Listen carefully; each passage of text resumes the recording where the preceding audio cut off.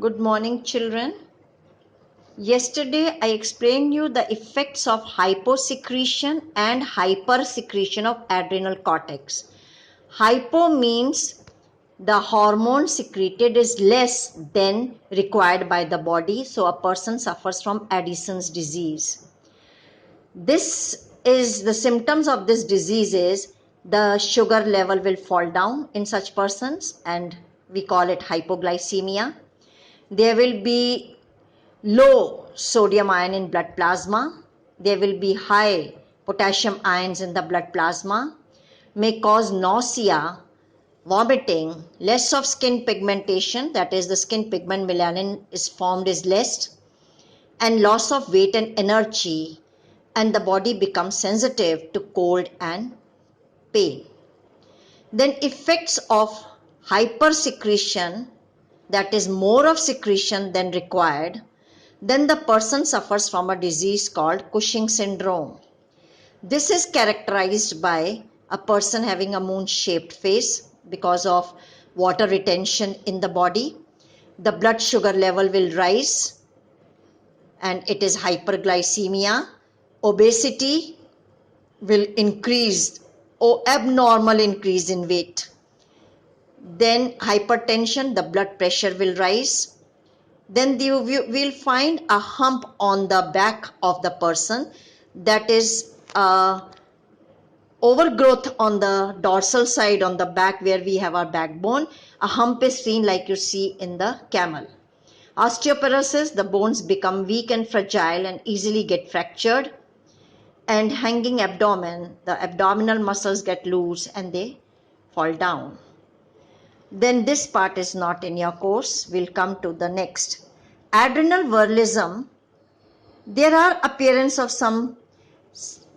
This verbalism is a condition developed in females when the females, being female, develops male secondary sexual characters. The female will show beard and mustaches. The voice will become hoarse, deep, and rough like males. Why is it so? Because the sex corticoids adrenal hormone called adrenal androgen is secreted more than required by the female body. And these symptoms appear. The female will develop the male secondary sexual characters, and this condition is called virilism. Similarly, if this hormone, that is the adrenal androgen, when in males it is secreted more than it required, then the male will start developing the female secondary sexual characters, that is enlargement of breasts, broadening of hips, and this condition in males is called as gynecomastia. Then we'll find that in young children, if this sex corticoid hormone, due to the overgrowth of adrenal cortex, sex corticoid hormone, this adrenal androgen is secreted more in young children, then that child will develop to maturity very easy. It will bring premature maturity in the children. The child will be developing premature sexual maturity. It means the child is underage, but the secondary sexual characters which should develop in the child at the age of adolescent, in teenage, starts appearing very early. This is called as premature sexual maturity in children is seen due to overgrowth of adrenal cortex and sex corticoid hormone is secreted more. Now see this note, androgens are male sex hormones produced in testes and adrenal cortex. It acts to regulate masculine, it will form the or help in developing the male secondary sexual characters. So this hormone, adrenal androgens, it is produced in testes also and it is produced by adrenal cortex also. But the adrenal androgens, that is the androgen produced by the adrenal cortex called aldosterone, they are weak and less. And androgens that are produced by the testes called testosterones, they are the main source of, and they are probably the major source of androgen in women. So this is testosterone. They are the major source of androgen in males, in men. It should be men. Is that clear, children? Now, I will be taking today the hormone secreted by adrenal medulla. I told you that the adrenal gland has two regions. The outer region is called cortex and the inner region is called medulla. So they both are the part of adrenal gland, but they both secrete different hormones, and these hormones carry different functions. Now we will study the hormones secreted by adrenal medulla. Adrenal medulla secrete two types of hormones, that is adrenaline, also called epinephrine, and noradrenaline, also called as norepinephrine. These hormones are also called as emergency hormones. This adrenal medulla secretes adrenaline, also called epinephrine, noradrenaline, also called as norepinephrine, and they are called as emergency hormones because these hormones prepare the body to face the emergency situations. Whenever a person faces any emergent situation, supposing the fire breaks out, then this hormone will prepare the body to face that emergent situation, either to fight with that fire, to put it off, or with that person will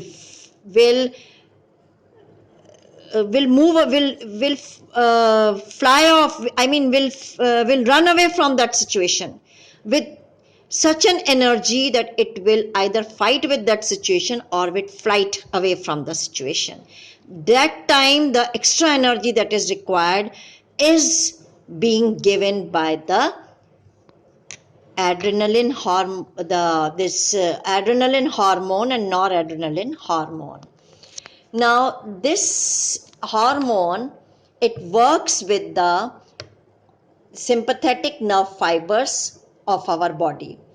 Now, we have when I'll teach you nervous system, I'll teach you in detail, but just a slight faint idea I'm giving you. We have an autonomic nervous system, and this part of nervous system controls all the involuntary actions of our body. Then this autonomic nervous system, its one part is sympathetic nervous system. This sympathetic nervous system will prepare our body for the violent action. Whenever we are in anger, whenever we are in some grief, in pain, we shout, we fight. That time, from where we are getting the energy, that is this nervous system is being stimulated. This nervous system is being stimulated by the adrenaline hormone. This nervous system is going to activate the medulla, and medulla will secrete adrenaline, which is going to give violent action in the body. So they both, that is here you will find these both sympathetic nervous system and adrenaline, they both are working together, and thus in general adrenal medulla and sympathetic nervous system function as closely integrated system. They form as one. Together they work together. It shows a close coordination between nerves and hormones, how they are closely related. Now you'll find these are the adrenaline, noradrenaline are two hormones of this group. Both adrenal and noradrenaline act on organs, tissues supplied by the sympathetic nerve fibers of our body, and most of the effects like those of sympathetic stimulation. They mainly control the contraction of involuntary muscles, that is muscles of heart and arteries. So don't go in such detail in this chapter of hormones. Mainly you should know the name of hormones and the function of adrenaline. In man means in human being.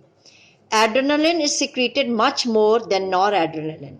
At rest, adrenal medulla secretes a very small amount of hormone when the body is at rest. But immediately a sharp increase in the rate of release of these hormones occurs during emergency. But whenever there is any emergency, when a person has to fight or to run away from that situation, for example, if there is danger for life of an organism, he can react to this by running away, flight, or for safety or being a tough fight to that enemy. In both cases, you will find it is the extra energy that a person is getting to fight or to run away from there is due to adrenaline, the hormone. Now you'll find whenever, supposing you are taking part in a school relay race, or you are taking part in your this simple running race. When you see your winning point, when you are near to your winning point, you put lot of energy and you want to reach to that dash point. That extra energy at that time is because of over secretion of adrenaline and giving your body lot of energy with which you can come to the winning point. This is how this adrenaline acts. When you are in anger, when you are in pain, when you are in grief, you shout, you fight, you cry aloud. And all these, from where do we get energy? This is a violent action. And that violent action is because of the adrenaline, which is making the sympathetic nerves to act on the involuntary muscles with the energy, and they give violent action. And this is the reason that adrenaline is also called as emergency hormone, because it is being in action when there is an emergent situation. It is secreted in large amount at the time of emergency. It helps to face all types of stress that comes in our life. That is, when there is fall in blood pressure, it will help in increasing the blood pressure. When you are doing some extra physical work, this adrenaline is giving you extra energy to feel when your body is having some pain, feel cold, injury, you are under emotional stress, anger, fear, grief, all these, the action, because of these situations, the action that the physical action that you will produce is because of adrenaline. Now, functions of adrenaline: it increases heartbeat by an increase in blood pressure. Second function, it increases blood supplies to the muscles while decreasing it to the skin and internal organs. The blood supply to the skin and internal organs will be reduced, and all the blood will be given to the muscles. The blood, carries oxygen. So oxygenated blood coming to the muscles will help in releasing more of energy from the muscle cells, and thus giving extra energy to the muscles to fight or to run or to act. Then more glucose is released by the liver. Liver stores glucose in the form of glycogen. At the time of emergency, the liver cells will get stimulated. Immediately they will convert glycogen into glucose, and glucose is being passed in the blood, and glucose is the immediate source of energy. It is being from the blood, it is given to the cells where it is oxidized and energy is released. So more glucose, more of energy. Like putting more fuel in the engine, your vehicle will start running. So this is about the adrenal medulla, the hormone secreted by the adrenal medulla. Now see this table. This table, that is the summary of the body responding to the adrenaline. That is the heart, it will beat faster because it sends more glucose and oxygen to the muscles. So you will feel the thumping of heart, means the palpitation of the heart. Then you will find hypothalamus, which is the respiratory system in brain. This will act faster and deep breathing will take place. So increased oxygenation of blood, rapid removal of carbon dioxide, and more of blood is supplied, oxygenated blood is supplied. So person starts panting, means will breathe heavily. These are all due to adrenaline that these sensations are produced. Then the arterioles of the skin, arterioles of digestive system, they all contract to reduce the blood supply to these organs. Blood is diverted from the skin to the muscles. Then from the digestive organs, the blood is being supplied to the muscles. So the main purpose is to give more of oxygenated blood to the muscles. So we'll find the person turns pale when the blood supply to the skin is less. Then when digestive system, when the blood supply to oxygenated blood supply to the digestive system is reduced, and then mouth becomes dry. Dryness of mouth is also an indication. Then the liver, it will immediately, the glycogen is converted to glucose. So glucose is available in blood for energy production.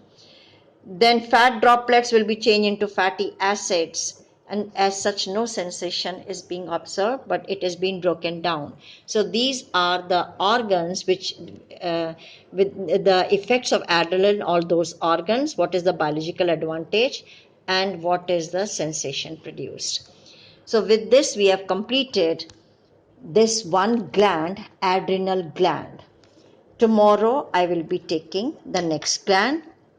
Go through the video, children, again and again. Try to follow the glands, their hormones, their location, their shape, size, structure, their functions of hormones, and their over and under secretion. Again, I am telling you, stick to this point. For this chapter, you can refer concise biology also, and try to cover up that part which is given in concise biology. Thank you.